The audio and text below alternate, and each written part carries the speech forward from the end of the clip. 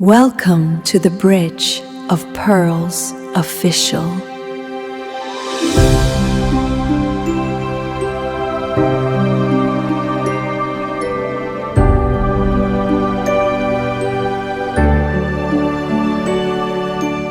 Where every pearl carries a story of healing, wisdom, and light. किसी नए इंसान का आपकी ज़िंदगी में आना और फिर उसका आपको इतनी तवज्जो देना कि आपको लगे कि ये इंसान मुझे बाकी सबसे ज़्यादा समझता है। हर छोटी बात को याद रखना, आपकी पसंद पूछना, आपके मूड को नोटिस करना, आपके मैसेज का इंतज़ार करना और आपको बार बार स्पेशल फील कराना, आपकी तारीफ़ करना और फिर रिश्ते को वक्त मिले बगैर ही आपके साथ फ्यूचर की बातें शुरू कर देना। कभी तुम बिल्कुल डिफरेंट हो और कभी मैं तुम जैसा इंसान मैंने कभी देखा ही नहीं, और कभी मुझे लगता है कि मैं तुम्हें पहले से जानता हूँ। शुरुआत में ये सब बहुत खूबसूरत लगता है। दिल कहता है कि शायद मुझे आखिरकार वो इंसान मिल गया जिसका मैं इंतज़ार कर रहा था या कर रही थी। लेकिन अगर कोई शख्स आपकी ज़िंदगी में आता है, आपको बहुत ज़्यादा अटेंशन देने लगता है, बहुत जल्दी इमोशनल क्लोजनेस क्रिएट कर दे, आपको आइडियलाइज करने लगे और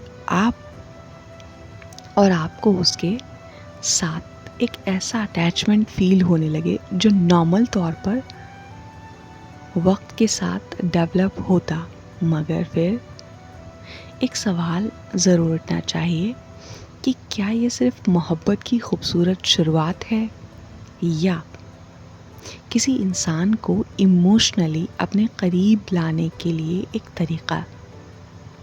बिस्मिल्लाहिर्रहमानिर्रहीम, अस्सलाम वालेकुम वरहमतुल्लाहि वबरकातुहू। दिस साइड एडवोकेट एनारामन शेख सिद्दीकी और आप देख रहे हैं the bridge of worlds officials. आज हम हिडन मैनिपुलेशन सीरीज़ के एपिसोड नंबर 3 में एक ऐसे मैनिपुलेशन पैटर्न की बात कर रहे हैं जो अक्सर मैनिपुलेशन जैसा दिखता ही नहीं, बल्कि वो केयर के जैसा दिखाई देता है, वो मोहब्बत के जैसा दिखाई देता है, अटेंशन जैसा दिखाई देता है। और कभी कभी इंसान को लगता है कि उसे ज़िंदगी में पहली बार कोई ऐसा शख्स मिला है जो उसे वाकई में समझता है। और इसीलिए आज का टॉपिक है लव बॉम्बिंग के बारे में, यानी कि the sweetest trap you will ever fall into. लेकिन यहाँ एक बहुत इम्पॉर्टेंट सवाल है कि क्या हर ज़्यादा प्यार या हर ज़्यादा अटेंशन और हर इंटेंस बिगनिंग को लव बॉम्बिंग कहा जा सकता है? तो जवाब है कि बिल्कुल नहीं, क्योंकि कुछ लोग नेचुरली एक्सप्रेसिव होते हैं, कुछ लोग अपने इमोशंस को जल्दी एक्सप्रेस करते हैं और कुछ रिलेशनशिप्स वाकई में जेन्युइन अफेक्शन के साथ बहुत खूबसूरत शुरू होती हैं। तो फिर जेन्युइन अफेक्शन और लव बॉम्बिंग में क्या फ़र्क है? किस पॉइंट पर अटेंशन मैनिपुलेशन बन सकता है? और आखिर कोई इंसान इतनी ज़्यादा मोहब्बत और तवज्जो देकर हासिल क्या करना चाहता है, ताकि एक इंसान को एक ही जगह वो तमाम अंडरस्टैंडिंग मिल सकें जो उसको अलग अलग जगह ढूंढनी पड़ रही हैं। और इसीलिए हमारी कोशिश परफेक्ट होने का दावा नहीं करती है, लेकिन नीयत ये है कि अल्लाह ने जो समझ अता फरमाई है उसे इंसानियत के काम में लाया जाए। अगर इस सीरीज़ से एक दिल भी जाग गया तो ये कोशिश काबिल शुक्र होगी। और अब लव बॉम्बिंग को समझने के लिए सबसे पहले हमें ये समझना होगा कि अटेंशन और मैनिपुलेशन के बीच वो जो इनविजिबल लाइन है वो कहाँ पर होती है।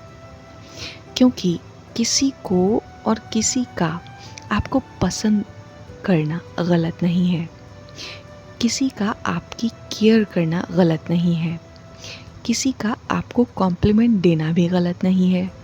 प्रॉब्लम तब शुरू होती है जब इंटेंसिटी का मतलब अटेंशन से या मान लीजिए अटैचमेंट क्रिएट करना हो, और अटैचमेंट का इस्तेमाल बाद में आपकी ट्रस्ट, लॉयल्टी, आपके इमोशंस, आपकी बाउंड्रीज़ या डिसीजंस को इन्फ्लुएंस करने के लिए किया जाने लगे। यहाँ से लव बॉम्बिंग का असल पैटर्न सामने आता है कि एक शख्स आपको पहले वो देता है जिसकी वजह से आप उस पर ट्रस्ट करना शुरू करते हैं, जो कि है attention, validation, affection, importance, emotional closeness. और जब ये चीज़ें बार बार मिलती हैं तो इंसान नेचुरली इन्वेस्ट होने लगता है और अपने इमोशंस को भी इन्वेस्ट करता है। उसे लगता है कि ये इंसान मेरे लिए इतना करता है, ये मुझे इतनी इम्पोर्टेंस देता है, ये मुझे सबसे अलग समझता है। तो फिर जब इमोशनल इन्वेस्टमेंट बन जाए तो सामने वाले की बातें और उसको क्वेश्चन करना भी मुश्किल हो सकता है। यहीं पर लव बॉम्बिंग का एक डेंजरस साइकोलॉजिकली एस्पेक्ट है, क्योंकि जब इंसान पहले से ही इमोशनली अटैच्ड हो जाए तो बाद में रेड फ्लैग को इग्नोर करना उसके लिए आसान हो सकता है। लेकिन यहाँ एक और इम्पॉर्टेंट बात है कि हम किसी शख्स का दिल का फैसला नहीं करेंगे। हम ये क्लेम नहीं करेंगे कि हर इंटेंस बिगिनिंग के पीछे एक मैनिपुलेशन है। हम सिर्फ पैटर्न्स को देखेंगे कि क्या अटेंशन बहुत तेज़ी से आई, क्या अटैचमेंट को आर्टिफिशियली फास्ट किया गया, क्या सामने वाला आपको जाने बगैर ही आइडियल बना रहा है, क्या सामने वाला या क्या वो आपकी बाउंड्रीज़ की रिस्पेक्ट करता है, क्या उसकी अफेक्शन कंसिस्टेंट है। और सबसे इम्पॉर्टेंट सवाल कि जब आप उसकी मर्ज़ी के मुताबिक चलने से इनकार कर देते हैं तो उसका रवैया एकदम से बदल जाता है। क्योंकि असल टेस्ट सिर्फ ये नहीं होता कि कोई आपको कितना प्यार देता है, असल टेस्ट ये भी होता है कि जब आप नो कहते हैं तब वो आपके साथ क्या करता है। और इसी जगह हम लव बॉम्बिंग के अंदर छुपे हुए पैटर्न्स को एक एक करके समझेंगे, और जो शुरुआत में मोहब्बत जैसा नज़र आते हैं लेकिन वक्त के साथ उनका असल असर सामने आ सकता है। अब जब हमने ये समझ लिया है कि क्या हर ज़्यादा अटेंशन लव बॉम्बिंग नहीं होती, तो अब असली चीज़ को समझना भी ज़रूरी है कि लव बॉम्बिंग में होता क्या है। अचानक एक नॉर्मल अट्रैक्शन और एक मैनिपुलेटिव पैटर्न्स के दरमियान फ़र्क कहाँ से शुरू होता है। इसको समझने के लिए हमें शुरुआत पर वापस जाना होगा और सोचिए कि आपकी किसी से मुलाकात हुई है, बातचीत शुरू होती है, पहले कुछ दिन सब कुछ नॉर्मल होता है और फिर सामने वाला आपको बहुत ज़्यादा अटेंशन देना शुरू कर देता है। आपके मैसेज का इंतज़ार, आपका मूड का ख्याल, आपकी छोटी छोटी बातों को याद रखना, आपको कॉम्प्लीमेंट देना, आपकी पर्सनालिटी को अप्रिशिएट करना, और फिर ये अटेंशन सिर्फ बातों तक नहीं रहती, वो आपके अपने दिल का हिस्सा बनना शुरू कर देती है। और सुबह मैसेज, दिन में बार बार बात, रात को लंबी कन्वर्सेशंस, आप बिज़ी हों तो वो आपको मिस करने की बात करें, आप थोड़ा सा डिस्टेंस लें तो वो आपकी कमी को महसूस करने का इजहार करते हैं, और धीरे धीरे आपके ये अटेंशन जो है वो नॉर्मल लगने लगती है। यहीं पर एक साइकोलॉजिकल शिफ्ट हो जाता है। जो चीज़ पहले एक्स्ट्रा ऑर्डिनरी थी वो धीरे धीरे आपकी इमोशनल एक्सपेक्टेशन बन सकती है। और आपको हर रोज़ उस मैसेज का इंतज़ार होना शुरू हो जाता है, या हो सकता है, या होने लगता है, और हर रोज़ उस अटेंशन की आदत सी होने लगती है। और अगर उस दिन वो अटेंशन कम हो जाए तो आप सोचने लगते हैं कि क्या हुआ, मैंने तो कुछ गलत नहीं कहा, कि वो मुझसे नाराज़ है, उसका बिहेवियर क्यों बदल गया। और यहाँ ये समझिएगा कि अटेंशन सिर्फ जो है अटेंशन नहीं रही, उसने आपके इमोशनल सिस्टम में एक जगह बना ली है। और इसीलिए लव बॉम्बिंग को समझना ज़रूरी है, क्योंकि जब कोई इंसान पहले आपको इमोशनली हाई देता है तो बाद में उसी अटेंशन को वो कम करता है, और आपकी अनयूजुअली पेनफुल आपको ये लग सकता है। लेकिन यहाँ एक और सवाल भी है कि क्या हर रोज़ मैसेज करना लव बॉम्बिंग है? तो आंसर होगा कि नहीं। क्या किसी का जो है किसी को कॉम्प्लीमेंट देना लव बॉम्बिंग है? तो जवाब होगा कि नहीं। क्या फ्यूचर के बारे में बात करना लव बॉम्बिंग है? तो ज़रूरी नहीं। फिर प्रॉब्लम कहाँ पर है? प्रॉब्लम कॉम्बिनेशन, इंटेंसिटी, स्पीड और पैटर्न में होती है।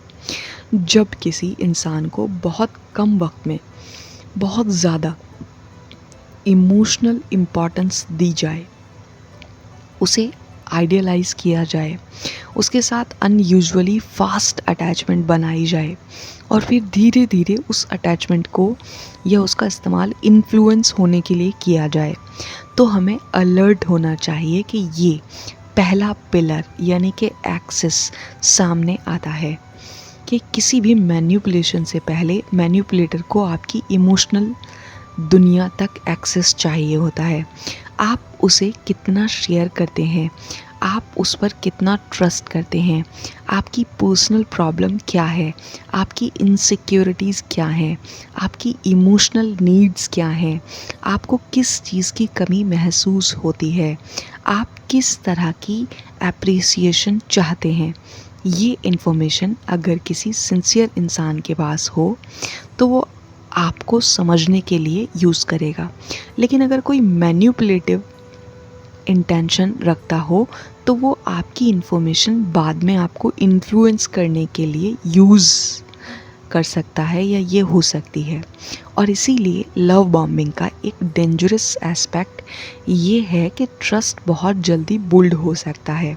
आपको लगता है कि मैं इसे अपने दिल की बात बताई और इसने मुझे जज नहीं किया, फिर आप और ज़्यादा शेयर करते हैं और वो सुनता है, आपको और ज़्यादा वैलिडेशन मिलती है और आप कंफर्टेबल हो जाते हैं, और कुछ ही वक्त में आप उस शख्स को वो बातें बताने लगते हैं जो शायद आपने सालों से किसी से नहीं बताई, और यहीं से एक्सेस डीपर होता जाता है।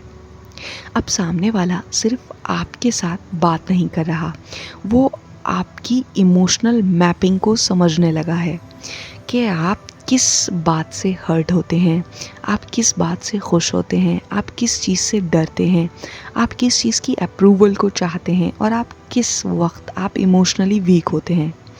लेकिन क्या ये ज़रूरी है कि जो इंसान आपको इतनी तवज्जो दे रहा है वो आपको यूज़ कर रहा हो? तो नहीं, क्योंकि इसीलिए हम हर केस में एक्यूजेशन नहीं करेंगे, क्योंकि कोई आपकी सादगी को जानकर भी आपकी बाउंड्री की अगर रिस्पेक्ट करता है तो आपके नो को वो एक्सेप्ट करता है, आपके प्रेशर आपको नहीं देता, और आपकी जो इमोशनल डिपेंडेंट बनाने की कोशिश नहीं करता। तो ये हेल्दी अफेक्शन को ज़्यादा करीब कर सकता है।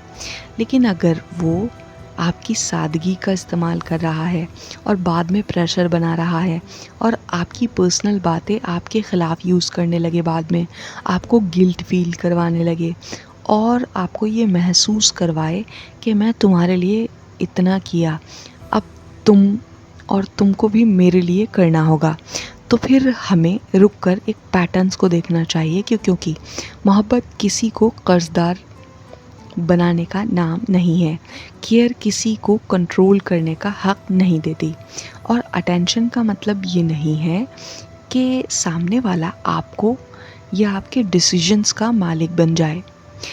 यहीं से लव बॉम्बिंग का अगला इम्पॉर्टेंट लेयर खुल जाता है, वो है ट्रस्ट। क्योंकि एक्सेस मिलने के बाद अक्सर अगला काम होता है आपको इतना ट्रस्ट करवाना कि आप उस शख्स के रवैये पर सवाल उठाना ही कम कर देते हैं। और जब ट्रस्ट यानी कि एविडेंस से नहीं, इमोशनल इंटेंसिटी से बुल्ड होने लगे, तो फिर मैनिपुलेशन के लिए ज़मीन और ज़्यादा आसान हो जाती है या हो सकती है। और अब सवाल ये है कि ट्रस्ट को कितनी तेज़ी से बुल्ड कैसे किया जाता है, और कौन सी वर्ड, बिहेवियर और इमोशन पैटर्न्स इंसान को ये महसूस करवाते हैं कि ये शख्स मेरा अपना है। और क्या इसी प्रोसेस में आइडियलाइजेशन का रोल होता है? तो जो ट्रस्ट है ये किसी भी रिलेशनशिप की बुनियाद होती है, लेकिन जब ट्रस्ट वक्त के साथ नेचुरली डेवलप होने के बजाय बहुत तेज़ी से क्रिएट होने लगे, तो हमें समझना होगा कि ये तेज़ी कहाँ से आ रही है। लव बॉम्बिंग में अक्सर एक चीज़ बहुत नोटिसेबल होती है, वो है आइडियलाइजेशन।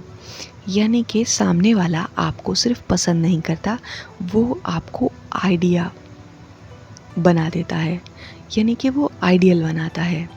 और आप उससे भी प्रॉपरली मिले भी नहीं, वो आपको कह रहा है तुम बाकी सबसे डिफरेंट हो, तुम मुझे सबसे ज़्यादा समझते हो, और मैं जो है, मुझे तुम्हारे जैसा कोई नहीं मिला, और मुझे लगता है कि तुम मेरे लिए ही हो।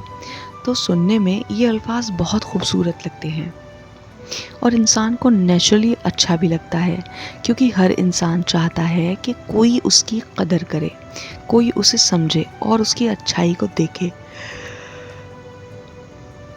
लेकिन यहाँ एक इम्पॉर्टेंट सवाल है कि क्या सामने वाला वाकई में आपको जानता भी है जितना कि वो आपके बारे में इतना बड़े यकीन को दिखा रहा है। आपके साथ उसके चंद दिन गुजरे हैं, लेकिन उसने आपके कैरेक्टर का फ़ैसला कर लिया, आपकी पर्सनालिटी को समझे बगैर आपको परफेक्ट कह दिया, आपकी वीकनेस को जाने बगैर आपको एक्स्ट्रा ऑर्डिनरी कह दिया, आपकी बाउंड्रीज़ को देखे बगैर आपको अपनी लाइफ को परमानेंट हिस्सा बना लिया। या फिर ये हकीकत अंडरस्टैंडिंग है, यानी कि ये रियल में हुआ है, या ये इमेजिन्ड इमेज है। यहाँ पर एक साइकोलॉजिकल पॉइंट समझिएगा कि जब कोई इंसान हमें बार बार बताता है कि हम स्पेशल हैं, तो हम उसकी नज़र में अपनी एक इमेज बनाना शुरू कर देते हैं, और फिर हम उस रिलेशनशिप को बचाने के लिए कभी कभी उस इमेज को बचाने लगते हैं। यानी कि अगर ये इंसान मुझे इतना परफेक्ट समझता है, तो मैं इसे डिसअपॉइंट नहीं करना चाहता। यहीं से एक इमोशनल प्रेशर का एक दरवाज़ा खुल जाता है और खुल सकता है।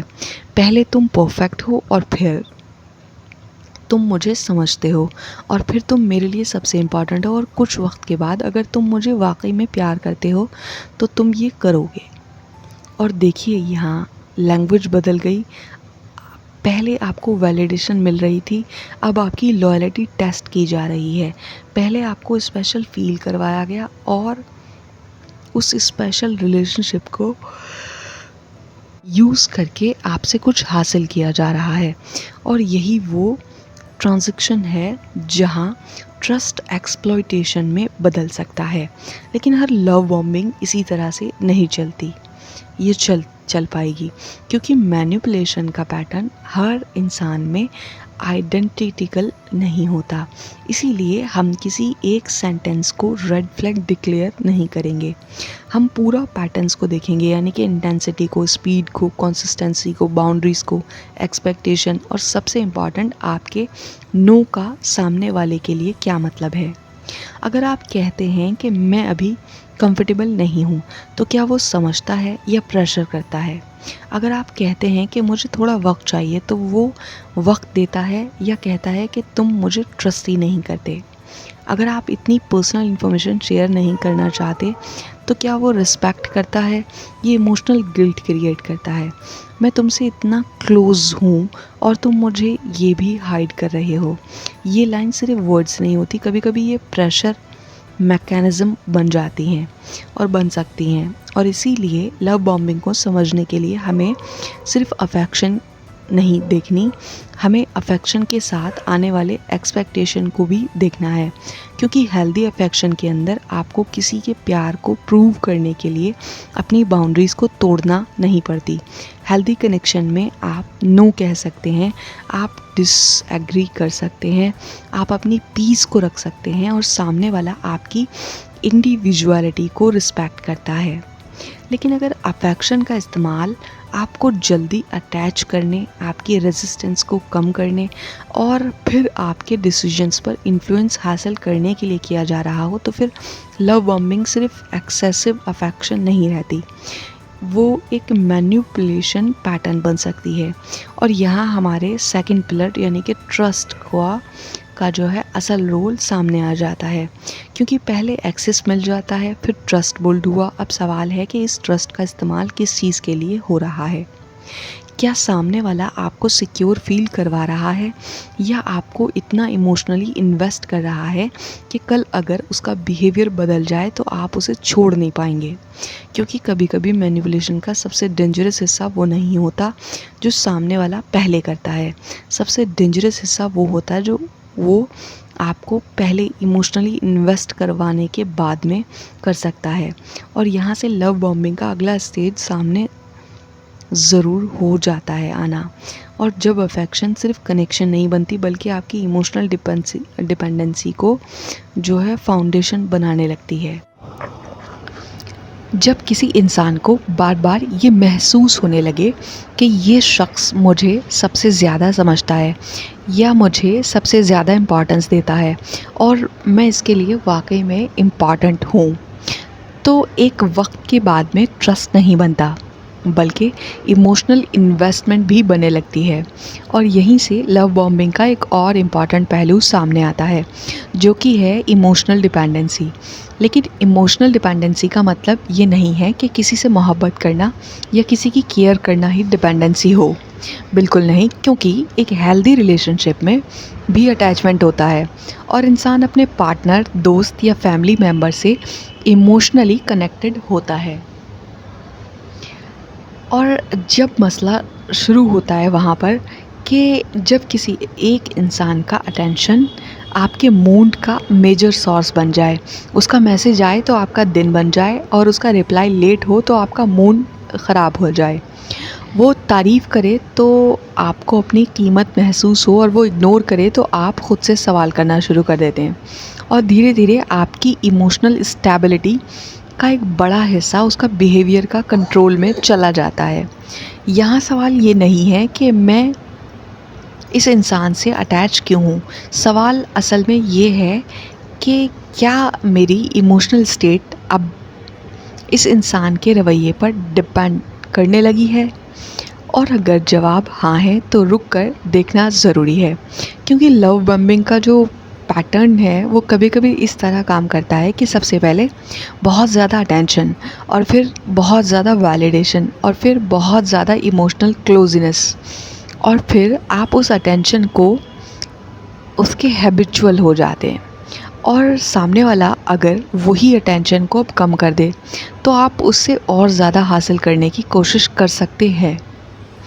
आप मैसेज करेंगे, आप दोबारा मैसेज करेंगे और फिर आप पूछेंगे कि तुम बदल क्यों गए हो, मैंने क्या किया है, तुम पहले जैसे क्यों नहीं रहे। और यहाँ से एक अजीब सा इमोशनल साइकिल शुरू हो जाती है और हो सकती है, क्योंकि कभी बहुत ज़्यादा अफेक्शन, कभी बहुत ज़्यादा डिस्टेंस, कभी एक्स्ट्रा ऑर्डिनरी अटेंशन और कभी कोल्ड बिहेवियर।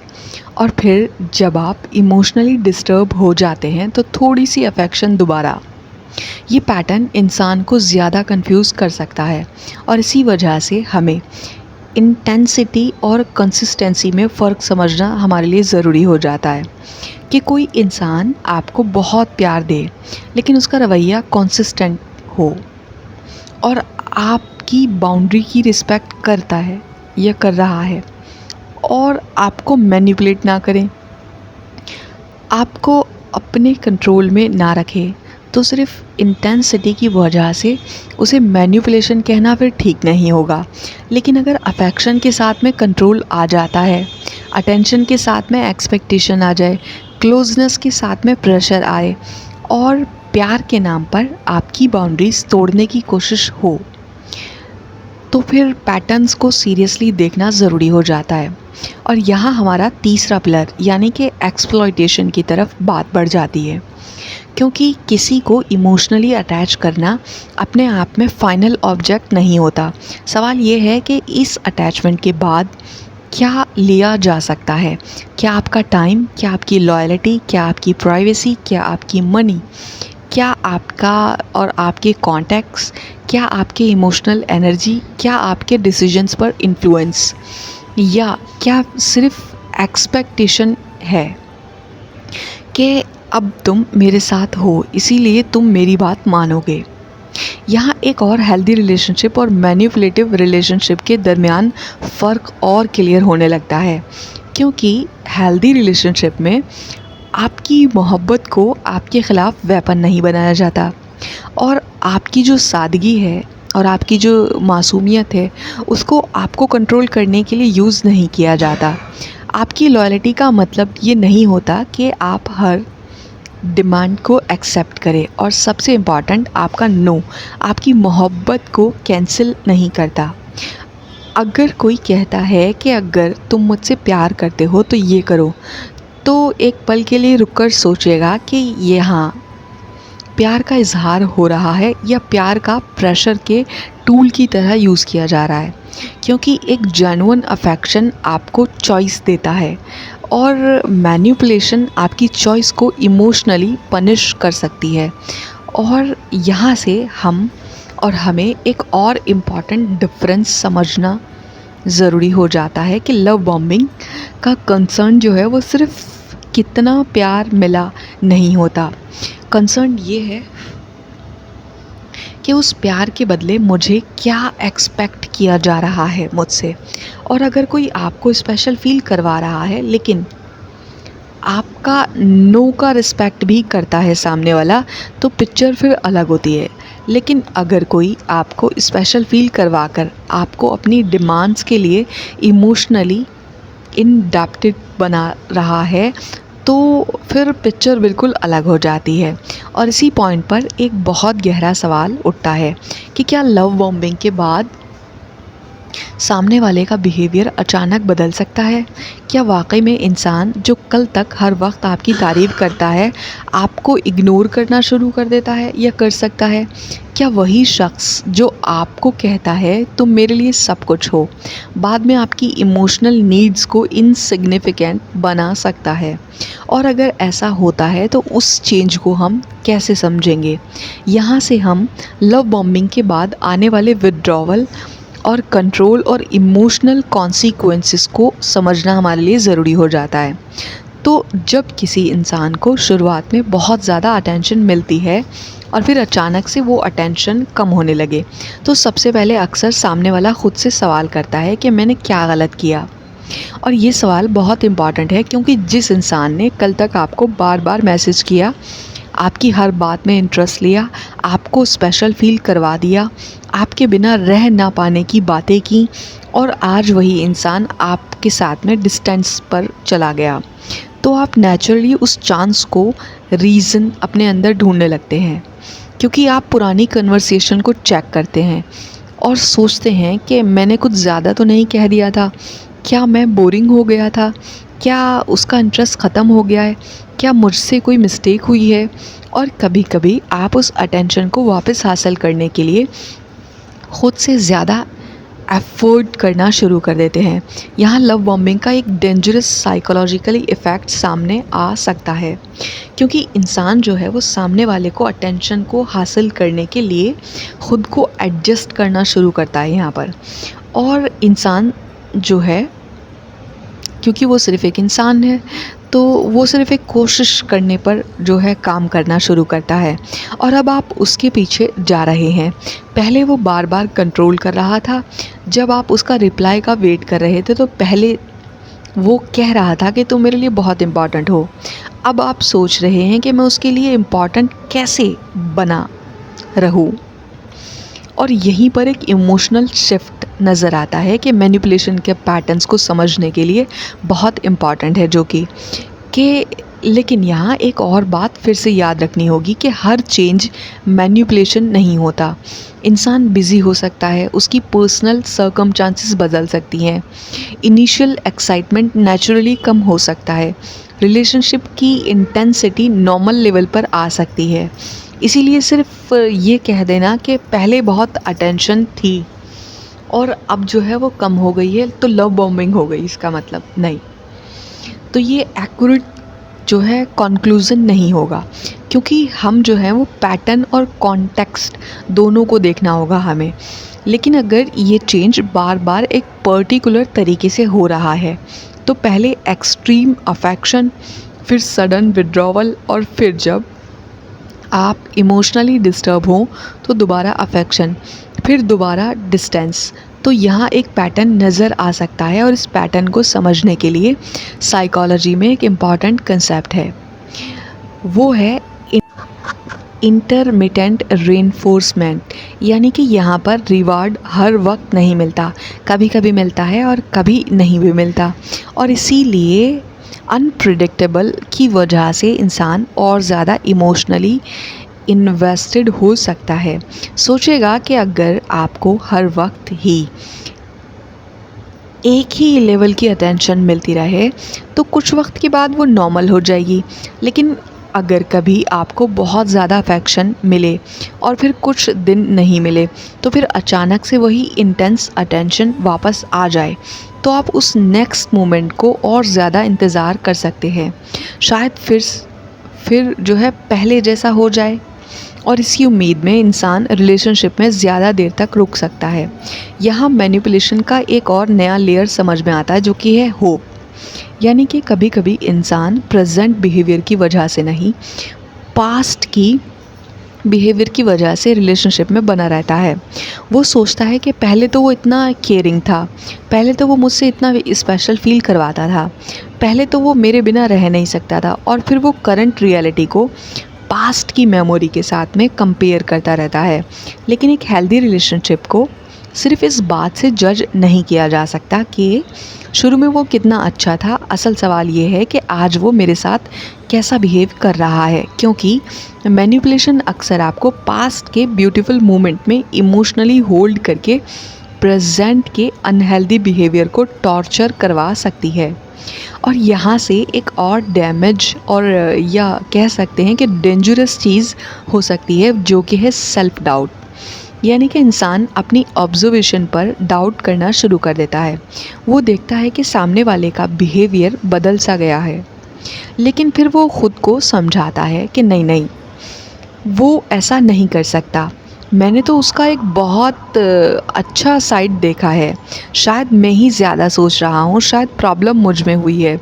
और जब इंसान बार बार अपनी ऑब्जर्वेशन को डिसमिस करता है तो मैनिपुलेशन को आइडेंटिफाई करना और मुश्किल हो जाता है।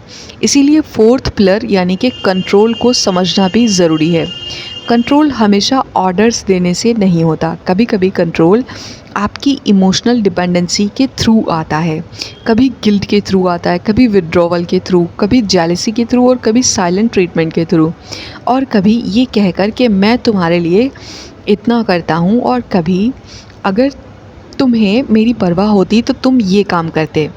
यानी कि आपको डायरेक्टली फोर्स नहीं किया जा रहा, लेकिन आपके इमोशंस को इस तरह एक्टिव किया जा रहा है कि आप खुद से या खुद वही डिसीजन ले लेंगे जो सामने वाला चाहता है आपसे लेना या करवाना। और यहीं पर हिडन मैनिपुलेशन का असल डेंजर है, क्योंकि आपको लगता है कि डिसीजन आपका है, लेकिन कभी कभी आपके डिसीजंस के पीछे किसी और ने इमोशनल इन्वायरमेंट को तैयार किया हुआ होता है। और अब एक और इम्पॉर्टेंट सवाल, अगर कोई इंसान लव बॉम्बिंग के पैटर्न में आ गया है तो क्या उसे तुरंत रिलेशनशिप को ख़त्म कर देना चाहिए? तो हर केस में जवाब इतना सिंपल नहीं होता, क्योंकि पहले हमें पैटर्न को समझना चाहिए और अपनी बाउंड्रीज़ को ऑब्जर्व करना चाहिए, और देखिए कि सामने वाला नो कैसे हैंडल कर पाता है, और अपनी प्राइवेसी और इमोशनल इन्फॉर्मेशन को प्रोटेक्ट कीजिए। अपने इम्पॉर्टेंट डिसीजंस सिर्फ इमोशनल प्रेशर में मत लीजिए, और सबसे इम्पॉर्टेंट कि किसी की एक्सेसिव अटेंशन को अपनी सेल्फ वर्थ का मेज़र मत बनाइए, क्योंकि जिस दिन आपकी सेल्फ वर्थ किसी और के मैसेज और किसी और के रिप्लाई और किसी और की तारीफ़ या किसी और के अप्रूवल पर डिपेंड हो गई, उस दिन उस इंसान के पास आपके इमोशनल या आपके इमोशंस पर इन्फ्लुएंस के दरवाज़ा जो है वो खुल सकता है। और इसीलिए लव बॉम्बिंग को समझने के लिए हमें अब एक और इम्पॉर्टेंट लेयर को देखना होगा, जो कि जब अफेक्शन के बाद डिमांड्स आती है, तो क्या वो डिमांड सिर्फ रिलेशनशिप का नेचुरल हिस्सा बनती है, या लव बॉम्बिंग के थ्रू बनाया गया है कि इमोशनल अटैचमेंट अब एक्सप्लॉयटेशन के ज़रिए बन रहा होता है। तो जो लव बॉम्बिंग को समझने के लिए अब हमें उस जगह पर आना होगा जहाँ पर अफेक्शन के बाद एक्सपेक्टेशन शुरू हो जाती है, क्योंकि किसी को स्पेशल फील कराना, उसके करीब आना, उसका ट्रस्ट जीतना और सब अपने आप में मैनिपुलेशन प्रूफ नहीं करता। असल में ये सवाल ये है कि उस इमोशनल क्लोजनेस के बाद में क्या हो रहा है। क्या सामने वाला आपकी इंडिविजुअलिटी को रिस्पेक्ट कर रहा है, या अब वो कहने लगा है कि अब तुम मेरे जो है क्लोज़ हो, इसीलिए मैं तुम्हें मेरी बात समझनी चाहिए, या मैं तुम्हारे लिए इतना किया, तुम मेरे लिए इतना भी नहीं कर सकते या कर सकती। अगर तुम मुझे सच में चाहते हो तो तुम ये ज़रूर करोगे या करोगी। यहाँ एक बहुत इम्पॉर्टेंट ट्रांसफॉर्मेशन होती है। पहले आपके लव दिया गया आपको, और फिर उस लव के बदले में लॉयल्टी मांगी जा रही है, और फिर लॉयल्टी के बदले ओबीडियंस, और धीरे धीरे आपको लोग, या आपको ये लग भी सकता है कि लोग जो मतलब जो कुछ आपके साथ में हो रहा है, इसमें रिलेशनशिप बचाने के लिए आपको अपनी कुछ बाउंड्री कॉम्प्रोमाइज़ करनी होगी, क्योंकि ये वही पॉइंट है जहाँ एक्सप्लॉयटेशन को समझना ज़रूरी हो जाता है कि किसी की इमोशनल एनर्जी का इस्तेमाल भी एक्सप्लॉयटेशन हो सकता है, और उसे जो उसके टाइम का, उसके ट्रस्ट का, उसकी जो है सादगी का, उसके भोलेपन का, मासूमियत का, उसकी सोशल कमिटमेंट में अगर देखें तो उसके कनेक्शंस का, उसकी पर्सनल इन्फॉर्मेशन का, उसकी लॉयल्टी का, और कभी कभी उसकी इमोशनल डिपेंडेंसी का। तो सोचिए कि किसी ने आपको शुरू से इतना स्पेशल फील करवाया कि आपको लगने लगा कि ये इंसान मुझे कभी हर्ट करेगा नहीं, और इस ट्रस्ट की वजह से आपने अपनी प्राइवेट बातें उसको शेयर कर दी, और अपनी इनसिक्योरिटीज़ भी आपने बता दी, अपने पास्ट के एक्सपीरियंसेस को बता दिया, अपनी वीकनेसेस को बता दिया। और अब अगर वही इन्फॉर्मेशन बाद में आपको गिल्ट फील करवाने के लिए यूज़ होने लगे, तो आपको प्रेशर में लाने के लिए, तो क्या ये सिर्फ रिलेशनशिप का डिसएग्रीमेंट है? तो जवाब होगा कि नहीं, क्योंकि यहाँ ट्रस्ट का मिसयूज़ हो सकता है।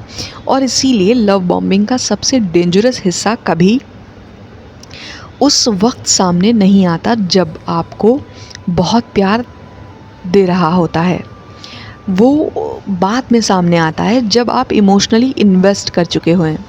और अब एक और सिचुएशन देखिए कि किसी ने आपको शुरू में कहा कि मैं तुम्हारी फ्रीडम को रिस्पेक्ट करता हूँ, लेकिन कुछ वक्त के बाद वो पूछने लगा कि तुम कहाँ हो, किससे बात कर रहे हो, मुझे फ़ौरन रिप्लाई क्यों नहीं आया, उस इंसान से तुम्हारी इतनी बात क्यों होती है। और अगर आप सवाल करें तो जवाब आए कि मैं ये सब इसलिए पूछ रहा हूँ क्योंकि मुझे तुम्हारी परवाह है। यहाँ एक बहुत फाइन लाइन है कि केयर और कंट्रोल एक जैसा नहीं होता, क्योंकि केयर आपकी सेफ्टी और वेलबींग के बारे में कंसर्न हो सकती है, और कंट्रोल आपकी फ्रीडम को रिस्ट्रिक्ट करने की कोशिश हो सकता है। केयर कहती है तुम सेफ़ हो, और कंट्रोल कहता है कि तुम मेरे बताए बगैर कहीं नहीं जाओगी या जाओगे। केयर आपको चॉइस देती है, और कंट्रोल आपकी चॉइस को चैलेंज करता है। केयर आपकी बाउंड्रीज समझती है, कंट्रोल जो है बाउंड्री को ऑब्स्टिकल समझता है। और इसी डिफ़िकल्ट को समझने के लिए हिडन मैनिपुलेशन को समझने का बहुत इम्पॉर्टेंट हिस्सा है ये। लेकिन लव बॉम्बिंग सिर्फ रोमांटिक रिलेशनशिप में नहीं होती। ये बात हमें बिल्कुल क्लियर रखनी होगी कि एक नया दोस्त जो कुछ ही दिनों में आपका अपना बेस्ट फ्रेंड आपको कहने लगा कि आप उसके बेस्ट फ्रेंड है या वो आपका बेस्ट फ्रेंड है, और हर पर्सनल बात आप शेयर करने लगे, और आप भी वही लेवल की लॉयल्टी एक्सपेक्ट करें, और फिर आपकी जो दूसरी फ्रेंडशिप को प्रॉब्लम समझने लगे, तो यहाँ भी अनहेल्दी पैटर्न्स को जो है समझना ज़रूरी है। और हो सकता है कि वर्क प्लेस में कोई सीनियर कर ले, या जो शुरू में एम्प्लॉय को एक्स्ट्रा ऑर्डिनरी एप्रिसिएशन दे और उसे सबसे ट्रस्टवर्थी बताए, उसके स्पेशल एक्सेस दे दे, और फिर इसी इमोशनल जो है ऑब्लिगेशन के ज़रिए उसे रिपीटेडली एक्स्ट्रा वर्क या इन अप्रोप्रिएट डिमांड्स में एक्सेप्ट करने पर मजबूर कर दे। या फिर मैनिपुलेशन का फॉर्म हो सकता है कि फैमिली सिस्टम में भी हो सकता है, किसी को बार बार ये कहना कि तुम तो मेरे बस अपने हो, और फिर इसी इमोशनल बॉन्ड का यूज़ करके उसे हर डिसीजन अपनी मर्ज़ी के मुताबिक करवाना, ये भी एक अनहेल्दी डायनामिक बन सकता है। इसीलिए लव बॉम्बिंग को सिर्फ रिलेशनशिप प्रॉब्लम समझना इसकी रीच को बहुत छोटा कर देना है। और ये एक जो है बिहेवियरल पैटर्न है, क्योंकि बिहेवियरल पैटर्न डिफरेंट रिलेशनशिप में डिफरेंट फॉर्म ले सकते हैं। अब यहाँ एक और साइकोलॉजिकल पॉइंट समझिएगा कि जब किसी इंसान को बार बार ये बताया जाए कि तुम मेरे लिए सबसे इम्पॉर्टेंट हो, तो वो धीरे धीरे उस रिलेशनशिप को अपनी आइडेंटिटी का हिस्सा बना सकता है। और फिर अगर सामने वाला उस रिलेशनशिप को थ्रेटन करे, तो अपनी जो है बाउंड्री प्रोटेक्ट करने के बजाय रिलेशनशिप को प्रोटेक्ट करने लगता है इंसान। और यही वो मोमेंट है जहाँ मैनिपुलेशन और ज़्यादा पावरफुल हो सकती है। आप सोचते हैं कि अगर मैंने किया तो वो चला जाएगा, अगर मैंने अपनी बात को रखा तो रिलेशनशिप टूट जाएगा, अगर मैंने बाउंड्रीज़ को बनाई तो वो कहेगा कि मैं बदल गया हूँ, और फिर आप अपने कंफर्ट के अगेंस्ट कॉम्प्रोमाइज़ कर देते हैं। एक बार, फिर दूसरी बार, फिर तीसरी बार, और धीरे धीरे वो चीज़ आप पहले कभी एक्सेप्ट नहीं करते, वो आपके लिए नॉर्मल बनने लगती है। और इसीलिए बाउंड्रीज़ लव बॉम्बिंग को आइडेंटिफाई करने का एक पावरफुल टेस्ट बन सकती है। आपको ये देखना है कि जब मैं नो कहता हूँ तो क्या सामने वाला फिर भी मुझे रिस्पेक्ट करता है। अगर जवाब हाँ है तो ये हेल्दी साइन हो सकता है, लेकिन अगर नो का जवाब है तो guilt, anger, threat, silent treatment, emotional withdrawal, jealousy या रिपीटेड प्रेशर शुरू हो, तो फिर अटेंशन के पीछे छुपे कंट्रोल को इग्नोर नहीं करना चाहिए।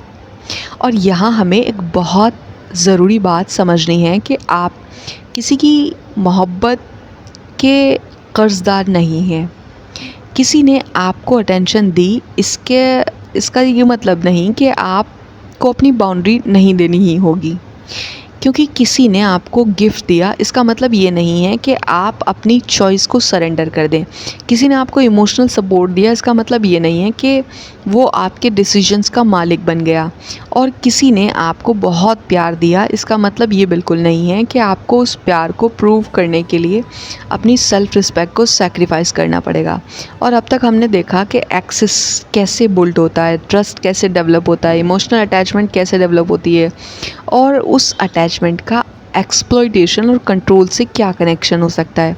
लेकिन अब एक और इम्पॉर्टेंट सवाल देखेंगे कि अगर किसी इंसान को अब समझ आ गया कि वो लव बॉम्बिंग के एक अनहेल्दी पैटर्न में फंस रहा है, तो वो क्या करे। क्या वो फ़ौरन जो है कन्फ्रंटेशन करे, या क्या वो सब कुछ एक्सप्लेन करे, या क्या रिलेशनशिप को ख़त्म कर दे। सबसे पहला कदम कुछ और होना चाहिए या फिर, और इस जगह से हम रिकॉग्नाइजेशन से प्रोटेक्शन की तरफ बढ़ जाएंगे। तो अगर आप अब तक की बात को एक जगह रखें तो लव बॉम्बिंग को सिर्फ इस वजह से नहीं पहचाना जा सकता कि वो आपको बहुत ज़्यादा प्यार दे रहा है। हमें ये देखना होगा कि प्यार के साथ पैटर्न क्या है, अटेंशन के साथ इंटेंशन क्या है, क्लोजनेस के साथ प्रेशर क्या है, और सबसे इम्पॉर्टेंट कि क्या आप इस रिलेशनशिप में अपनी मर्ज़ी से रह रहे हैं या इमोशनल प्रेशर की वजह से हैं आप। क्योंकि मैनिपुलेशन को पहचानने का पहला कदम अपने एक्सपीरियंसेस को ऑनेस्टली ऑब्ज़र्व करना है। ख़ुद से पूछना है कि क्या मैं इस इंसान के साथ जेन्युइनली कंफर्टेबल हूँ या मैं सिर्फ़ इसलिए कि उसकी एक्सपेक्टेशन को पूरी कर रहा हूँ क्योंकि मुझे डर है कि अगर मैंने मना कर दिया तो वो मुझे छोड़ देगा। दोनों सिचुएशन बाहर से एक जैसी नज़र आ सकती हैं लेकिन अंदर से बिल्कुल अलग अलग होती हैं, क्योंकि एक में चॉइस है और दूसरी में फ़ियर, एक में अफेक्शन है और दूसरी में इमोशनल प्रेशर। और यहाँ से सेल्फ अवेयरनेस प्रोटेक्शन का पहला टूल बन जाता है। लेकिन सिर्फ अवेयरनेस काफ़ी नहीं है, आपको भी बाउंड्रीज़ भी समझनी होगी।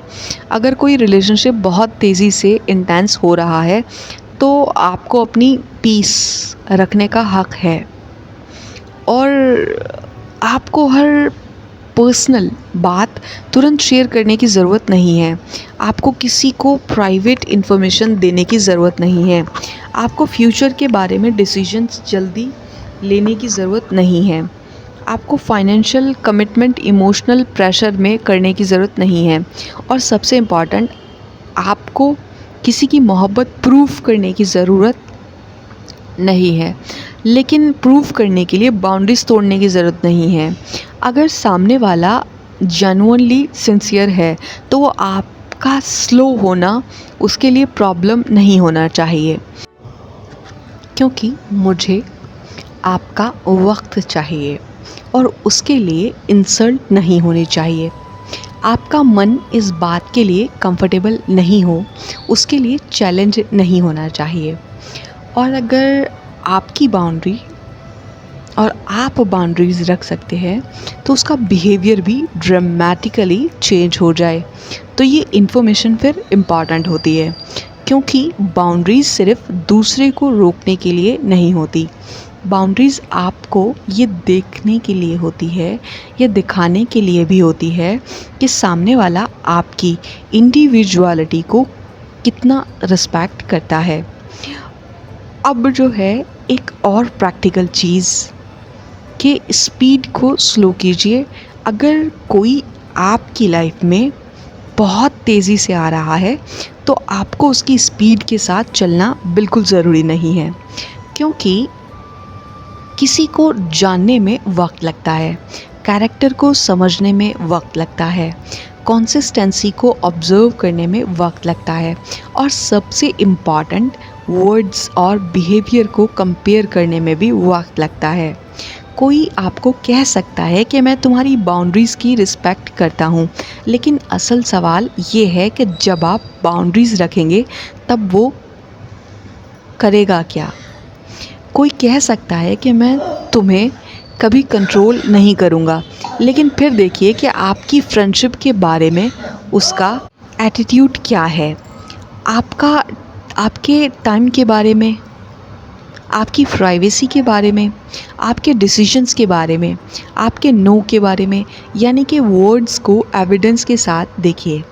सिर्फ प्रॉमिसेस पर रिलेशनशिप बिल्ड मत कीजिए, कंसिस्टेंसी को देखिए। और यहाँ फोर्थ पिलर यानी कि एक बार फिर एक साथ नज़र आ जाते हैं, यानी कि एक्सेस। क्या सामने वाले ने बहुत जल्दी आपकी प्राइवेट और इमोशनल दुनिया तक एक्सेस हासिल कर ली है? ट्रस्ट, क्या आपने बहुत कम वक्त में उस पर अनयूजुअल लेवल का ट्रस्ट डेवलप कर लिया है? एक्सप्लॉयटेशन, क्या आपकी सादगी ने लॉयल्टी, टाइम, इमोशनल और रिसोर्सेस का इस्तेमाल उसकी डिमांड के लिए होने लगा है? कंट्रोल, क्या अब आपके डिसीजंस, बाउंड्रीज़ और रिलेशनशिप्स को इन्फ्लुएंस करने की कोशिश हो रही है? अगर इन चारों को एक साथ देखें तो लव बॉम्बिंग का पैटर्न बहुत ज़्यादा क्लियर हो सकता है। लेकिन एक और चीज़ को इग्नोर नहीं करना चाहिए, जो कि है आइसोलेशन। यानी कि कभी कभी कंट्रोल का एक तरीका ये होता है कि एक सामने वाला आपको धीरे धीरे दूसरे लोगों से इमोशनली दूर करने लगता है। पहले वो कहे कि मुझे तुम्हें उस दोस्त पर ट्रस्ट नहीं, फिर तुम उसके साथ इतना क्लोज़ क्यों हो, फिर तुम और तुम्हारी फैमिली तुम्हें समझती नहीं, और धीरे धीरे आप अपने सपोर्ट सिस्टम से डिस्टेंस लेने लगें। यह डेंजरस इसलिए है ये, क्योंकि जब आपके पास इंडिपेंडेंट पर्सपेक्टिव देने वाले लोग कम हो जाते हैं तो मैनिपुलेशन को क्वेश्चन करना और भी मुश्किल हो सकता है। किसी ने नए रिलेशनशिप में आकर अपनी पूरी दुनिया को एक ही इंसान के हवाले कर दिया तो ये नहीं करना चाहिए और ये मत कीजिए। अपनी हेल्दी फ्रेंडशिप को रखिए, अपने फैमिली के कनेक्शन को मेंटेन कीजिए, अपनी पर्सनल गोल को मत छोड़िए, अपनी फाइनेंशियल इंडिपेंडेंसी को लाइटली मत लीजिए, और सबसे इम्पॉर्टेंट अपनी आइडेंटिटी को किसी रिलेशनशिप के अंदर डिसॉल्व मत कीजिए, क्योंकि हेल्दी रिलेशनशिप आपकी दुनिया को छोटा नहीं करता है, वो आपकी ज़िंदगी में मीनिंगफुल हिस्सा ऐड करता है और आपकी पूरी ज़िंदगी को रिप्लेस नहीं करता। अगर कभी आपको ये महसूस हो कि आपकी ज़िंदगी का हर डिसीजन, हर मूड, हर खुशी, हर इनसिक्योरिटी और हर इमोशनल नीड एक ही इंसान के ग्राउंड घूमने लगती है, यानी कि अराउंड घूमने लगती हैं, तो रुक कर ख़ुद से पूछना ज़रूरी हो जाता है कि मैं किसी से मोहब्बत कर रहा हूँ या अपनी इमोशनल स्टेबिलिटी को उसके हवाले कर चुका हूँ।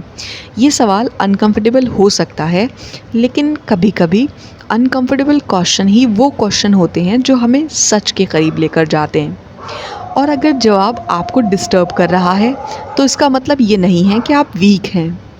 इसका मतलब सिर्फ ये हो सकता है कि अब आपको अपनी सिचुएशन को इमोशंस के बजाय क्लियरिटी के साथ देखना शुरू करना है। लेकिन प्रोटेक्शन का अगला स्टेप सिर्फ बाउंड्रीज़ नहीं, रिस्पॉन्स भी है, क्योंकि जब आप पहली बार मैनिपुलेशन को रेजिस्ट करते हैं तो सामने वाले का असली रिएक्शन बहुत कुछ बता सकता है कि क्या वो समझेगा, क्या वो रिस्पेक्ट करेगा, या वो गिल्ट, एंगर, विड्रॉवल, ब्लेम और प्रेशर का इस्तेमाल करके आपको दोबारा वही पुरानी पोजीशन में लाने की कोशिश करेगा। और यही रिजेक्शन कभी कभी आपको उस रिलेशनशिप के बारे में वो जवाब दे देता है जो उसके खूबसूरत लफ्ज़ भी नहीं दे सकते। और कभी कभी मैनिपुलेशन को पहचानने का सबसे क्लियर मोमेंट तब आता है जब आप मैनिपुलेटर की मर्ज़ी के मुताबिक चलना बंद करते हैं, क्योंकि जब तक आप उसकी एक्सपेक्टेशन को पूरा कर रहे होते हैं तब तक सब कुछ खूबसूरत लगता है, अटेंशन भी, केयर भी, मैसेज भी, कॉम्प्लीमेंट भी, प्रॉमिस भी। लेकिन जिस दिन आप कहते हैं कि नहीं, उस दिन रिलेशनशिप का एक दूसरा चेहरा सामने आ सकता है। आप कहते हैं कि मुझे इस फैसले के लिए थोड़ा वक्त चाहिए। वो कहता है कि तुम मुझे ट्रस्ट नहीं करते। आप कहते हैं कि मैं इस बात के लिए कंफर्टेबल नहीं हूँ। वो कहता है कि इतनी सी बात भी तुम मेरे लिए नहीं कर सकते। आप कहते हैं कि मुझे अपनी प्राइवेसी चाहिए। वो कहता है कि अगर तुम मुझसे कुछ छुपा नहीं रहे तो प्राइवेसी की क्या ज़रूरत है। और यहाँ एक बहुत इम्पॉर्टेंट चीज़ सामने आ जाती है कि आपकी बाउंड्रीज़ को सामने वाला किस नज़र से देख रहा है। क्या वो उसे समझ रहा है, समझता है, या आपके अपने ख़िलाफ़ जो है रिजेक्शन समझ रहा है। क्योंकि हेल्दी अफेक्शन में भी आपका नो रिलेशनशिप का दुश्मन नहीं होता। हेल्दी कनेक्शन में डिसएग्रीमेंट की जगह होती है।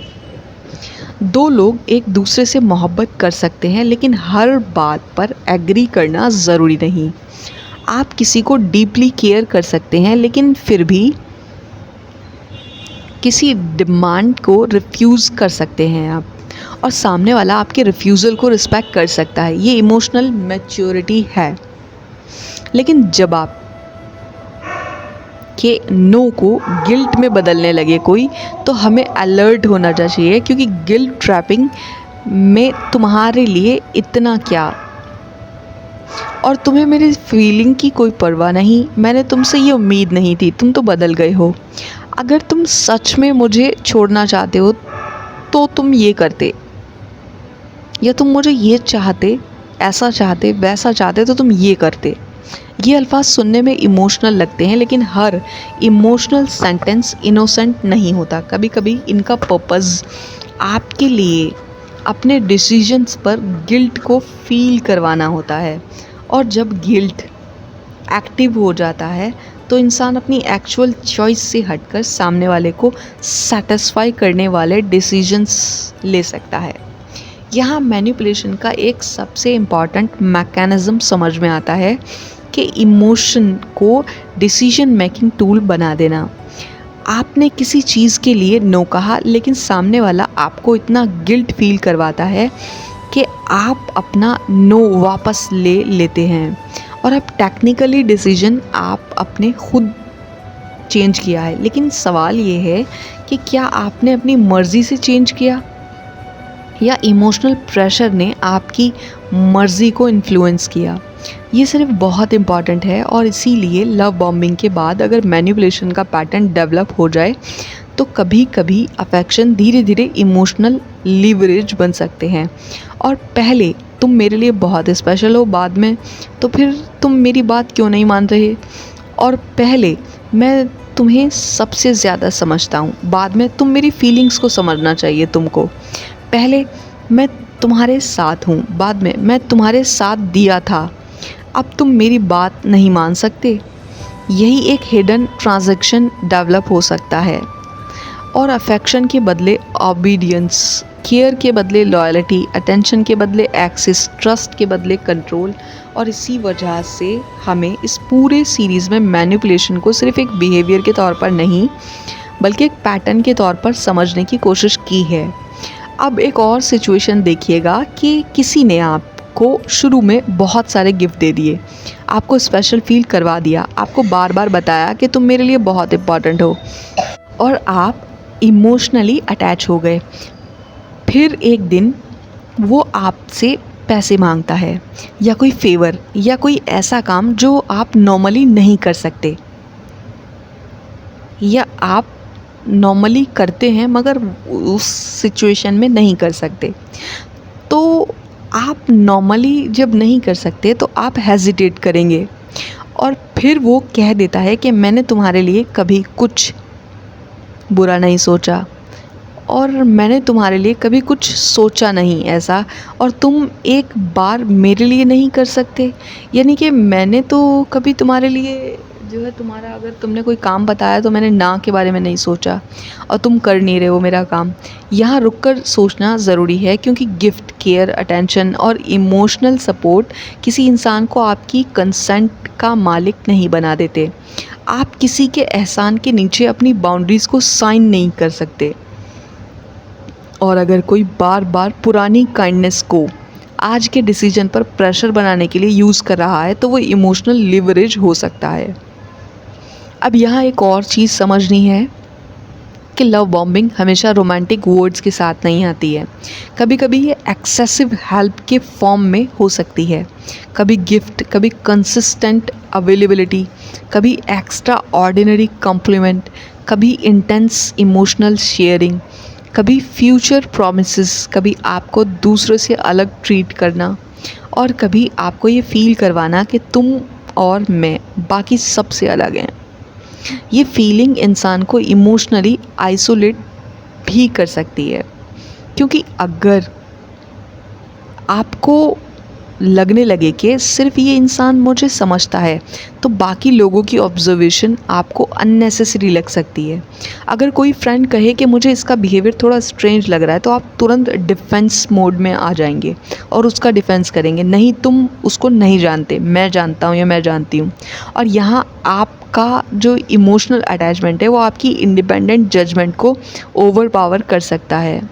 और इसीलिए कभी कभी बाहर के लोग जो पैटर्न देख रहे होते हैं वो अंदर फंसा हुआ इंसान नहीं देख पाता।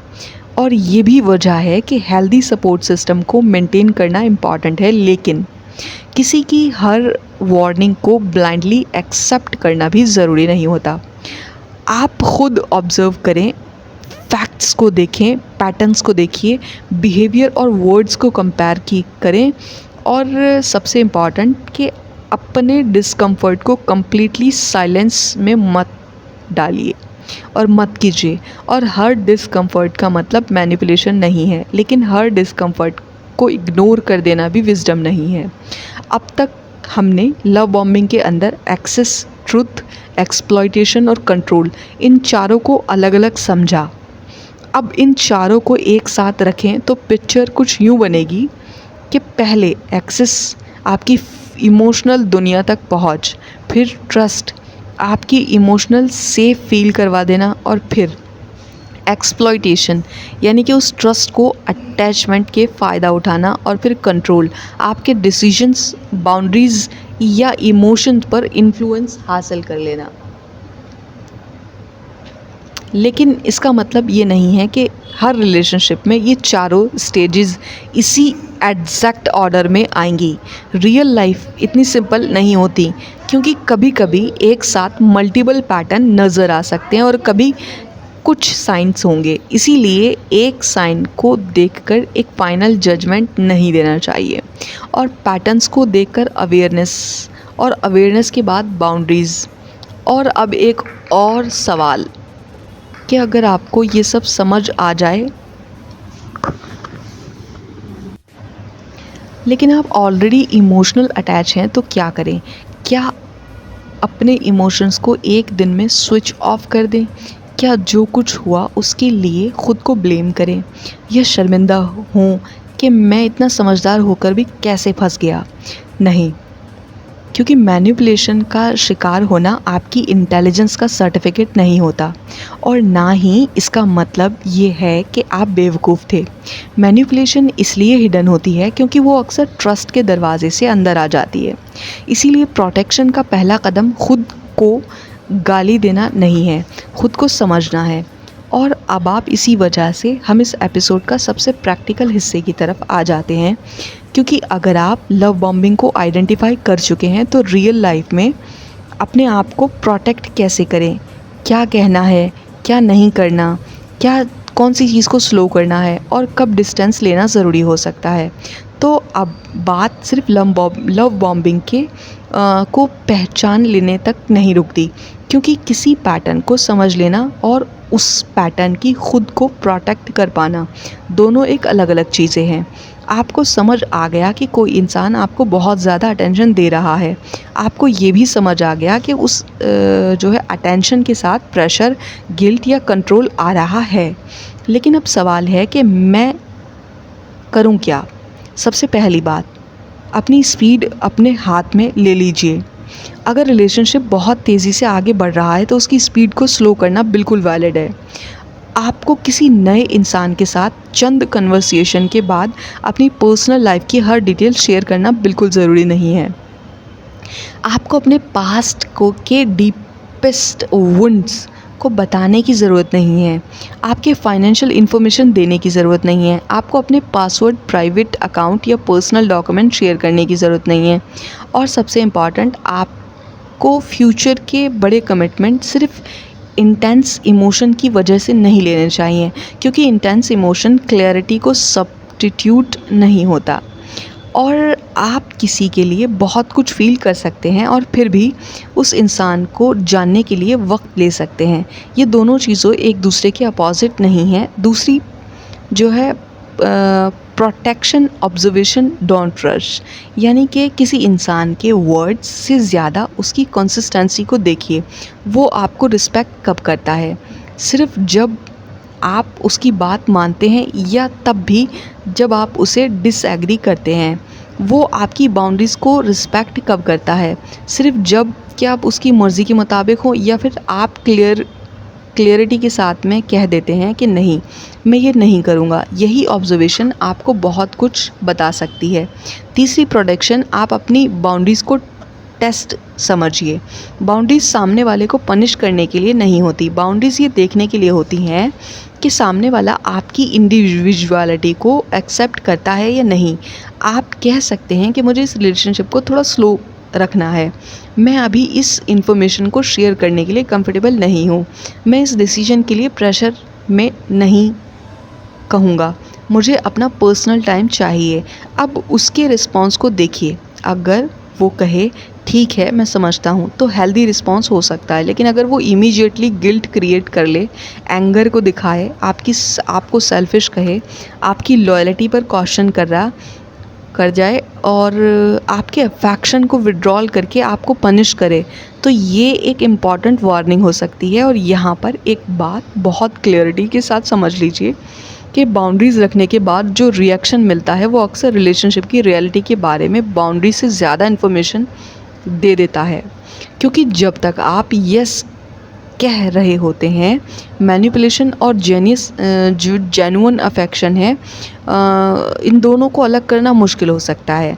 लेकिन जब आप नो कहते हैं तो सामने वाले की रिस्पेक्ट, उसकी पेशेंस, उसका इमोशनल कंट्रोल और उसकी एक्चुअल एक्सपेक्टेशन सब सामने आ सकता है। चौथी प्रोटेक्शन है, आप अपनी दुनिया को एक इंसान तक लिमिटेड मत कीजिए। ये बहुत इम्पॉर्टेंट है, क्योंकि अगर कोई नया इंसान आपकी लाइफ में आए तो आप अपने पुराने हेल्दी रिलेशनशिप को ख़त्म मत कीजिए। अपने फ्रेंड से मिलना बंद मत कीजिए। फैमिली से डिस्टेंस सिर्फ इसलिए मत बनाइए कि सामने वाला कहता है कि मुझे तुम्हारे फ्रेंड्स पसंद नहीं। अपने गोल्स मत छोड़िए, अपने काम को मत छोड़िए, अपनी फाइनेंशियल इंडिपेंडेंस को कॉम्प्रोमाइज़ मत कीजिए, क्योंकि जितना ज़्यादा आप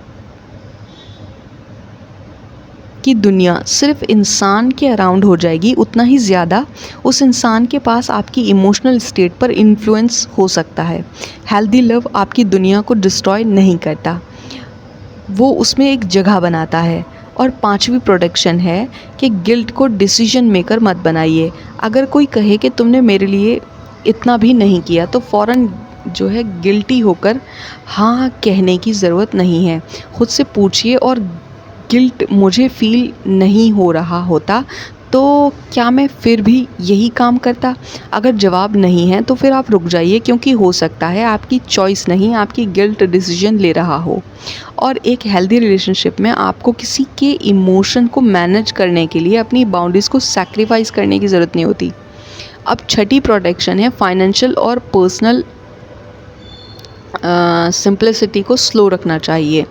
यानी कि लव बॉम्बिंग के दौरान कुछ लोग बहुत जल्दी money, business, loan, investment, personal document, password या दूसरी सेंसिटिव इन्फॉर्मेशन तक पहुंच बनाने की कोशिश कर सकते हैं। और हर केस में ये मैनिपुलेशन नहीं होता, लेकिन जब ट्रस्ट बहुत नया हो और डिमांड बहुत बड़ी हो तो स्लो डाउन करना विजडम है।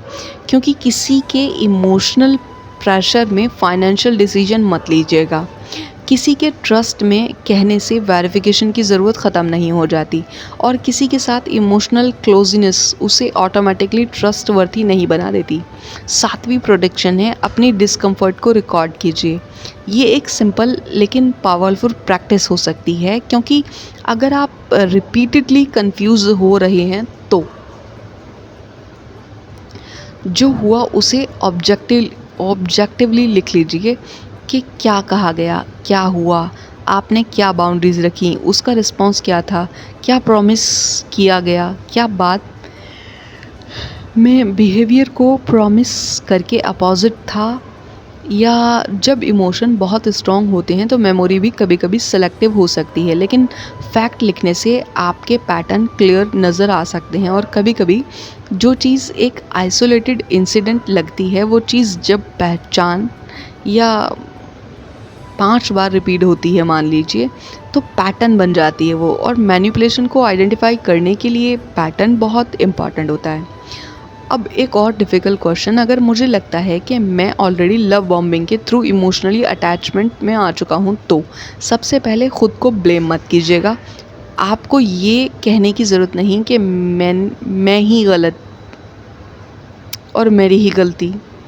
हाँ, आपको अपनी चॉइस को ऑनेस्ट इवैल्यूएट करना चाहिए, लेकिन सेल्फ ब्लेम और सेल्फ अवेयरनेस दोनों अलग अलग चीज़ें हैं। सेल्फ ब्लेम कहता है कि मैं स्टूपिड था, और सेल्फ अवेयरनेस कहती है कि मुझे समझ आ गया कि यहाँ क्या हुआ, अब मैं क्या डिफरेंटली करूँगा। हमें दूसरी अप्रोच चाहिए, क्योंकि गोल जो है वो ख़ुद को पनिश करना नहीं होता, ख़ुद को प्रोटेक्ट करना होता है।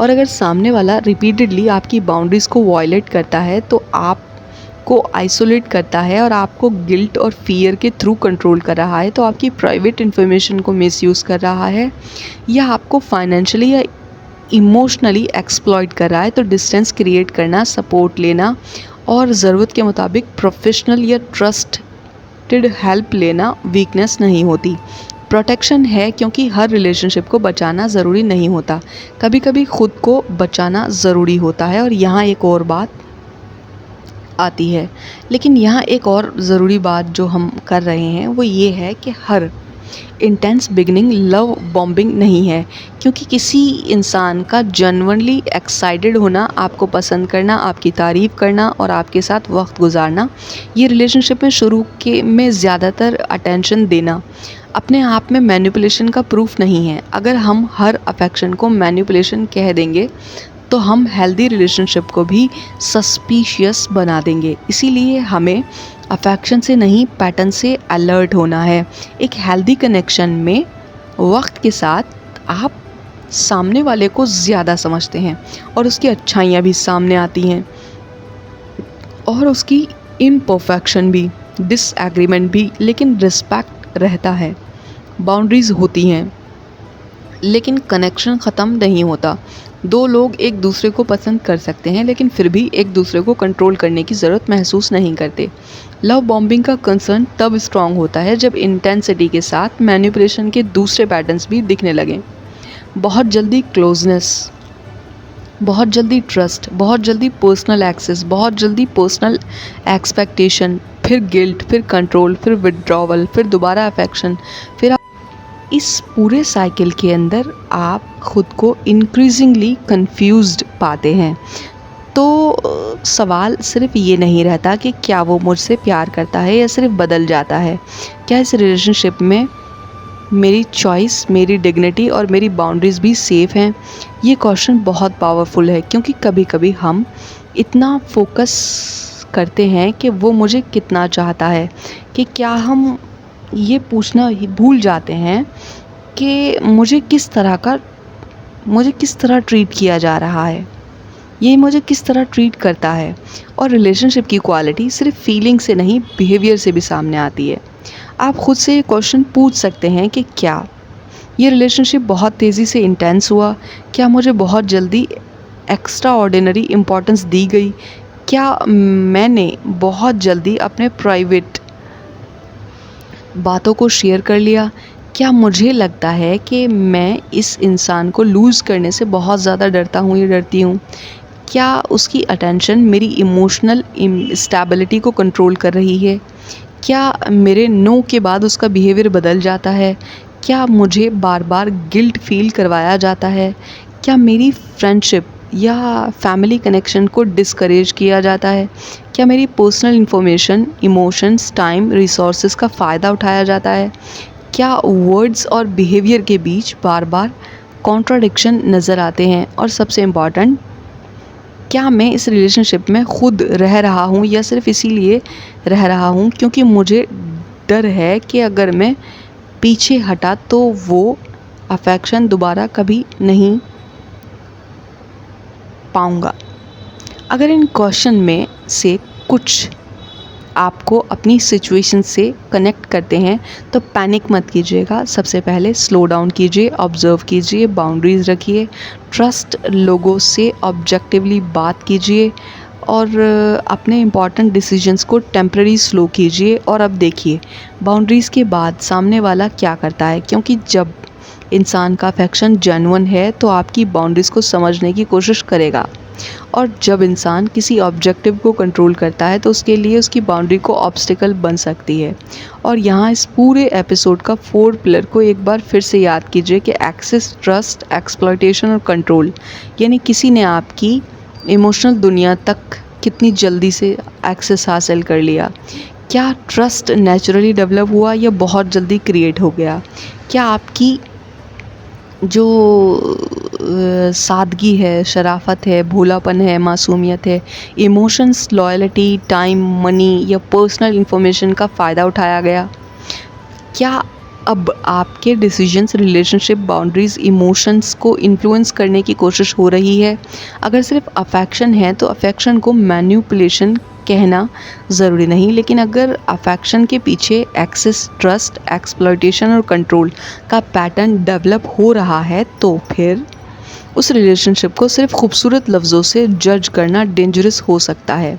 एक और बात जो शायद सबसे ज़्यादा ज़रूरी है कि अगर आप कभी लव बॉम्बिंग का शिकार हुए हैं तो आप अपने आप को ये कहकर मत तोड़िए कि मुझे समझ क्यों नहीं आया। मैनिपुलेशन का नेचर ही ये है कि वो अक्सर उस वक्त क्लियरली नज़र नहीं आता जब आप उसके अंदर होते हैं। बाद में जब इमोशन थोड़े थोड़े सेटल हो जाते हैं, जब डिस्टेंस मिल जाता है, फिर इवेंट्स को सीक्वेंस में देखा जाता है, तब कई चीज़ें क्लियर होने लगती हैं। इसीलिए अपनी अवेयरनेस को अपने ख़िलाफ़ वेपन मत बनाइए, उसे अपनी प्रोटेक्शन बनाइए। और आज अगर आपने एक पैटर्न को समझ लिया तो कल आप उस पैटर्न को पहले आइडेंटिफाई कर सकते हैं। आज अगर आपने सीख लिया कि अटेंशन और इंटेंशन अलग अलग चीज़ें हैं तो आप सिर्फ किसी के वर्ड से इम्प्रेस नहीं होंगे, आप बिहेवियर को देखेंगे, कंसिस्टेंसी को देखेंगे, बाउंड्रीज़ को देखेंगे और सबसे इम्पॉर्टेंट आप अपनी चॉइस को ज़िंदा रखेंगे। क्योंकि किसी का आपको बहुत प्यार करना आपको अपनी इंडिविजुअलिटी देने पर मजबूर नहीं करता। किसी का आपको स्पेशल फ़ील कराना आपकी बाउंड्री का मालिक नहीं बना देता, और किसी का आपको दिल तक पहुंचा देना उससे आपकी ज़िंदगी कंट्रोल करने का हक़ नहीं देता। मोहब्बत में क़ुर्बत हो सकती है लेकिन क़ुर्बत का मतलब ओनरशिप नहीं होता। ट्रस्ट हो सकता है लेकिन ट्रस्ट का मतलब ब्लाइंडनेस नहीं है। अटैचमेंट हो सकता है लेकिन अटैचमेंट का मतलब अपनी आइडेंटिटी को खोना नहीं है। केयर भी हो सकता है लेकिन केयर का मतलब कंट्रोल नहीं। इसीलिए अगर कोई आपको बहुत खूबसूरत लफ्ज़ों से अपने करीब ला रहा है तो सिर्फ ये मत देखिएगा कि वो मुझे क्या कह रहा है, ये भी देखिएगा कि वो मेरे नो के साथ क्या करता है, वो मेरी बाउंड्रीज़ के साथ क्या करता है, वो मेरी वल्नरेबिलिटी के साथ में क्या करता है। और जब आप उसकी मर्ज़ी के मुताबिक चलना शुरू नहीं करते तब वो मेरे साथ क्या करता है। क्योंकि कभी कभी किसी इंसान को असली कैरेक्टर उसके सबसे खूबसूरत वर्ड्स में नहीं होता, आपकी बाउंड्रीज़ के सामने उसके रिएक्शन में नज़र आ जाता है। और शायद लव बॉम्बिंग का सबसे इम्पॉर्टेंट लेसन भी यही है कि हर अटेंशन प्यार नहीं है, हर इंटेंसिटी कनेक्शन नहीं है, हर प्रॉमिस कमिटमेंट नहीं है, और हर तुम मेरे लिए स्पेशल हो का मतलब ये नहीं है कि सामने वाला आपके लिए सेफ़ भी है। इसीलिए दिल को बंद मत कीजिए लेकिन आंखें खुली रखिए। ट्रस्ट कीजिए लेकिन ब्लाइंड ट्रस्ट नहीं। मोहब्बत कीजिए लेकिन सेल्फ़ रिस्पेक्ट के साथ। और किसी को अपने करीब आने दीजिए लेकिन अपनी बाउंड्री के दरवाज़ों को खुला छोड़कर नहीं। और इसी के साथ love bombing the sweetest trap you will ever fall into का सफ़र यहाँ कंप्लीट होता है। लेकिन हिडन मैनिपुलेशन की कहानी यहाँ ख़त्म नहीं होती, क्योंकि मैनिपुलेशन हमेशा इतनी ऑब्वियस नहीं होती। कभी कोई आपको बहुत प्यार नहीं देता बल्कि आपको कंफ्यूज करता है। एक दिन बहुत क्लोज, दूसरे दिन बहुत डिस्टेंस, एक दिन या एक पल में इंटरेस्ट, दूसरे पल में साइलेंस, कभी होप, कभी अनसर्टेनिटी, और कभी आप सोचते रह जाते हैं कि आखिर ये इंसान चाहता क्या है।